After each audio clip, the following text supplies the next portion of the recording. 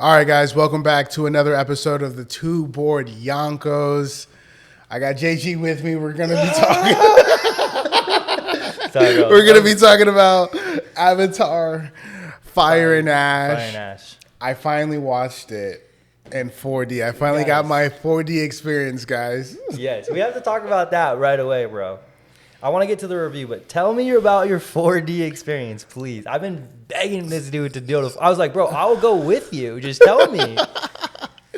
Honestly, I don't think I can see this movie in any other way except for 4D. Like, I'm not gonna watch this movie again. It ruined it. Baby. It ruined it. Like, it was so fun. Yes. Because we're sitting there and I'm literally like in the seat and I pop a can, I'm drinking a Truly, and I'm drinking it and all of a sudden it just like jerks me, I'm just like trying to hold on for dear life and I'm sipping, and I can't, like, it's cool because like you feel everything, Right, 100%. Like you hit the water and like steam like hits my lip and I'm it's like, what is that, on my lip, I just hope it's clean, but it was so fun. I felt like I was like immersed in the world. I'm not gonna lie, I like 3 hours and 45 minutes or however long the movie is. Yeah. I don't think it had to be that long. That is my con for the movie for sure. Is how long it was. But I enjoyed it. Like, yeah, I think honestly, what you're gonna get when you watch this Avatar. Movie. Yeah, I'm not gonna lie. I would go see this movie on a $5 Tuesday. Okay. I'm not really trying to pay too much, but it was a cool date night, like we got to like go see it, and I was honestly slipping out the seat. I feel like it needs seatbelts. You said seatbelts. like it's a ride. It boys. was definitely a ride, Yeah. Probably, yeah. I feel like at least every action movie. Right. I would have to use a 4D experience just so I can feel what they felt. I was getting angry at the humans. I'm not gonna lie. Yeah, same, bro. Same. What do you think? How do you? Yeah, because you saw it like twice. Yeah, I saw it twice, and again, I don't know if the experience. I watched it both times in 4D too, because it's a ride. It's an experience. Yeah. So for me, my 4D experience, I would say it was opening night for me because I was like, there's not another movie that will immerse you. The cinematography was amazing. The world building, of course, he's great at. But it's like, I get what you're saying because there was a couple things, and we'll talk about it as we go, that I'm like, if I didn't watch this in 4D, would I have liked this movie? I don't know. Yeah, that's how I was feeling. It's like, oh, could I? I mean, I liked it because the ride kept moving, like they were on the boats and you could feel the boat move. Yeah. You're like, yeah, we're going to go on some avatars, like I loved it. Like, bro, the first time they shot the gun though, did you hear it? Like, that was so cool. Yeah. That was so cool. You're like, ooh. And I can feel it on my feet, like there was a scene where she activated the tree, and the tree was like blowing the needles, and it was like, and you could feel it on your legs, and I'm like, he's like, I got shot. Yeah, Mama. It felt so good. Or when there was like the key moments in the movie where they do something cool, the light would flash. Oh yeah, it's like boom, boom. You're like, Yeah. How about the ash part when like you saw all the ash coming down? Like, did you see that? There was ash in your theater? It was like snow. But no? Did I have to pay for a different experience for that? Rewatch it, man. I gotta rewatch it. Okay, but yeah, bro. Like, so mine's opening night. Yours is $5 Tuesday. I'll say $5 Tuesday. That's totally fine, bro. Yeah. Now, why though? Why? I felt like the movie. It was a good movie, but I felt like without the 4D saving it, like you are not gonna just. I'm not gonna. Honestly, I enjoy the Avatar universe. I think it's a good universe that he built. Yeah. But I feel like it's the same thing, same movie over and over again. Like you have Jake or whatever. He constantly he's already a traitor to them. Yep. he's like, hey, don't destroy the civilization because they're so beautiful. There's so much to see. Yep. He's like, what, a humanitarian or whatever? I don't know. Humanitarian, yeah, all Maybe. the above-atarians. Vegetarian, he's all the I don't know, man. Like, it's just like the same thing. Like, hey, don't touch these people. These are the water people. These are the air people. Okay? Now, these are the water people. Be nice to the water people. Yeah. And these are the fire people. Fuck the fire people. Right, You're like, okay. Those guys you could touch. Yeah, those guys you could touch. But they don't touch. They're nice to them, you know? So you're like, okay. So I just felt like I felt like the military working with the avatars kind of betrayed the movie, like, in a way. Honestly, because that's like a point for me too. Yeah, the humans want to take over the world, Pandora, right? Yep. So they want to take over Pandora. My gripe is, it's like, so you're going to like partner up with another avatar tribe. It's like you slaughtered millions of their tribe. Now you're like, okay, well, we're gonna befriend this one though. Yeah. Just to get one character, it's crazy to me. That's a good point. I didn't think of it like that. That's a very good point. It's like, wow, like, what is the mission here? Is the mission really to find Jake that bad? Yeah. Like, what does Jake really have to do? Like, why is he so important? Is he the key to like unlocking the true potential of the Earth? Like, why don't you just go after the entire Earth? Like, they literally should have just slaughtered the avatars when they showed up on their base. Yeah, then they wouldn't. Because it's another enemy you're gonna have to deal with later. Yeah. Later, you know. So it's, I guess the movie was the enemy of my enemy is my friend. Yeah, yeah. I mean, I think he took inspiration, and this is, I guess, my gripe with it too. Because the first Avatar movie, I thought was a masterpiece, bro. I thought it was great before its time. I mean, again, similar storylines to like a lot of similar movies. A human or alien type of thing is now taking over this beautiful land. Like, we've seen it done and done again, but that first Avatar, him being into the Na'vi, or becoming part of that and connecting to that, and also seeing the world for the first time was amazing. I feel like now we're getting to the point where it just keeps repeating itself, the same process. Yeah. Of like, like you just said, the Colonel's still chasing Jake Sully. Yep. It's the humans still trying to take something from the land. Yep. That's beautiful. It's overplayed, and I do see that. But again, it is experiencing a lot of the new world, which I think is cool. But yeah, like, go ahead. And I know you said like a new world, and I just was like, I have to just draw the line on that, because it's like, what new world, really? The movie takes place again back into the water tribe. You see the fire and ash tribe, their homeland, for 5 seconds, like for like almost like a suggestive sex scene between two avatars. Well, even the air people, they were only on the air people till they got massacred, right? And it was like crazy to me. I wanted to see like how did the fire tribe, like, you saw a little bit like of their traditions. Nothing was explained. It's like you watch it, you're like, okay, she does like a little hoodoo, but what is that? I thought a person was gonna get captured, be immersed into the fire tribe's life and the way they were thinking, and then be like, hey, like, we can't go to war with them because they're not really bad people, right? They're after something much bigger. Why can't we come together as two different clans?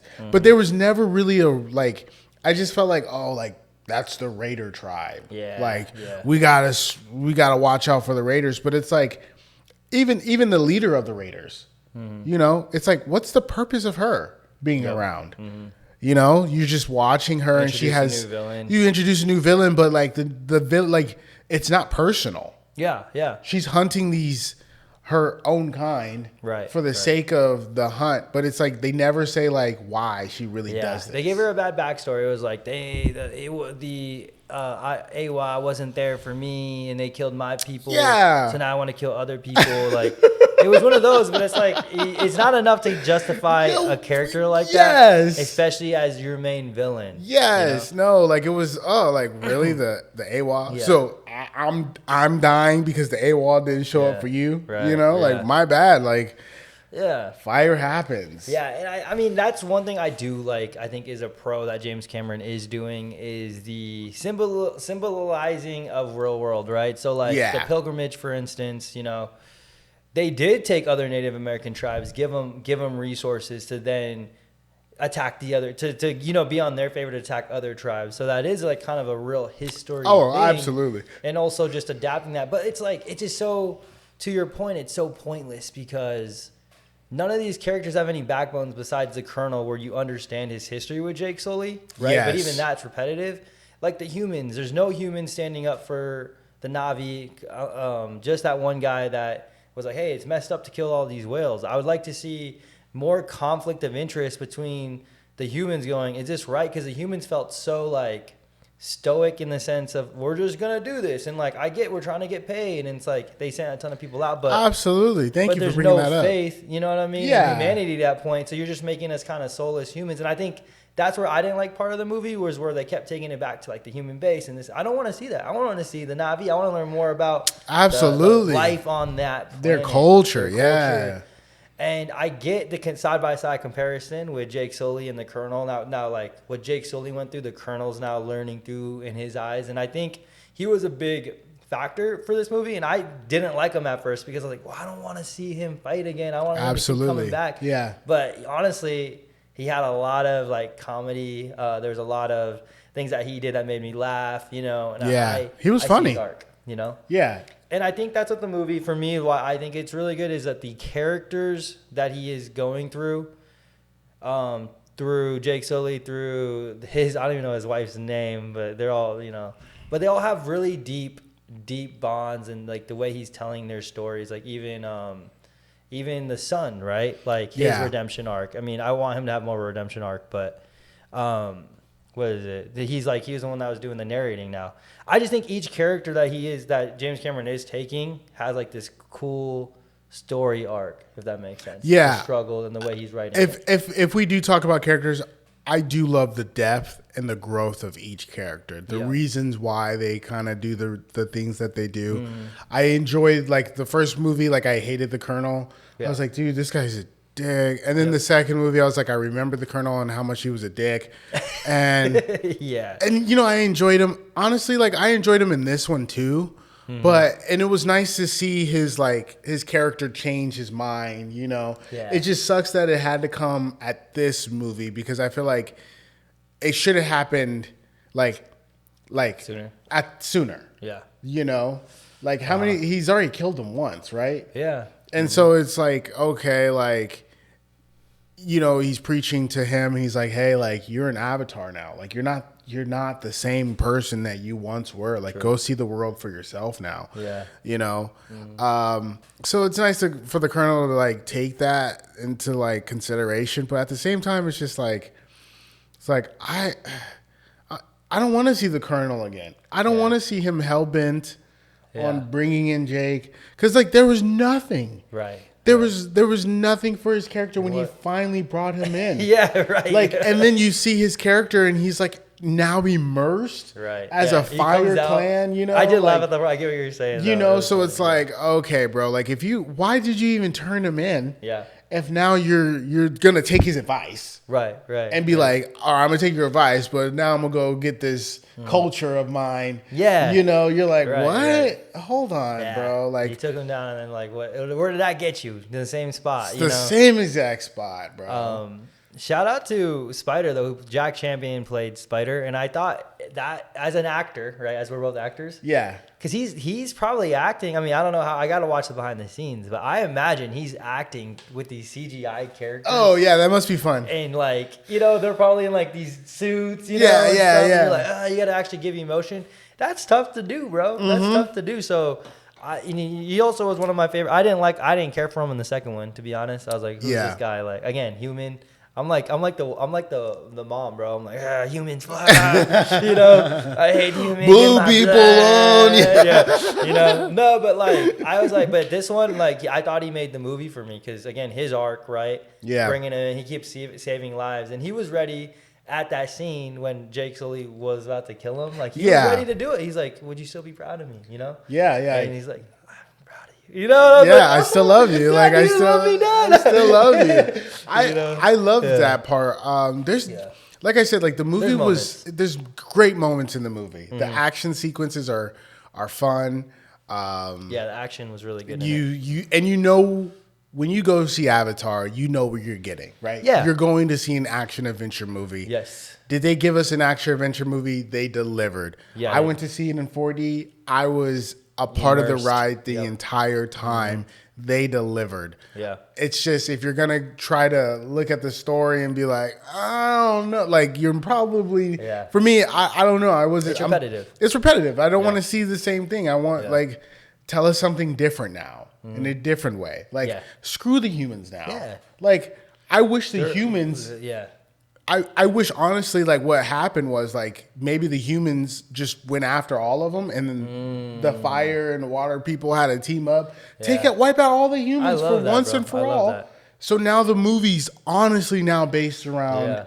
the entire world of the Pandora, you know? Yeah, I love talking about this because, like, you're right. How do we make it better? Not just trashing it. And I think you're right. I think it would be really cool if there was something on this Pandora that was a threat to even the Na'vi, right? Oh, my goodness. That would be so cool. At the same, like, you're right. It's like a perfect world. It's a perfect harmony. And it's like, whatever it is, it's like bliss, it's joy. But no, like, worlds can't be like that because there's so much contrast, so much discussion. So, and I know the fire and ash people, you could say along those lines could be that monster. But I think there should be something where that within it, because it just feels like, again, like these humans are doing, like, if the humans weren't there, this would be a perfect world. And it's like, oh, okay. And I don't mind if you're writing a Joffrey character, you know, Game of Thrones style, like he's a tyrant king. You know, I don't mind that, but like let's make it. But you understood where Joffrey came from if you watched, like, his there was a reason. There was just a reason. There was no reason. Like,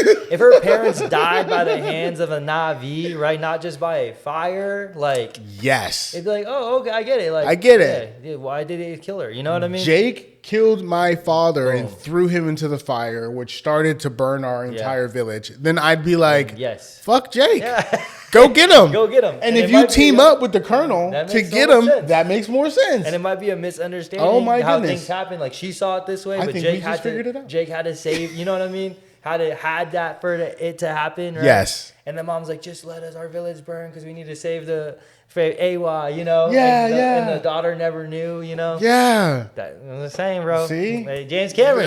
Netflix. Duffer Brothers. Where are we at? So I just want to end recap going.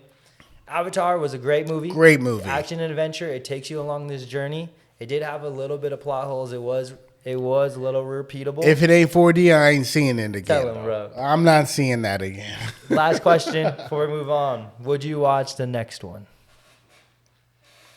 If it's in 4D, I'm gonna watch the next one. It's gonna be in 5D. 5D. I want shit coming at me. I want to dodge that shit. Arrows, spears, you throw it at me. I want my Interstellar moment where I'm slamming. No, you know? Don't do it, Mav. Don't kill it. Yeah, I want that moment. Yeah. Hopefully they like at that point you can just you can immerse, fully immerse. Where we are the Na'vi, bro. Oh my goodness, they get paid actors to come out and start dancing with you. You know, maybe it's me, but during the fight scene, I just want to get hit. You know, it's like I want to be there. I want to die. I choke me. You know, I want to. What is that thing called? Connect with me. Connect. Hey, that's some freaky. What is she blowing it, bro? What's your opinion? What is it? What is she? What's that spice, bro? What is? I don't know what it was. He said, that sounds like a great weekend. I got things to do. I don't know what it was.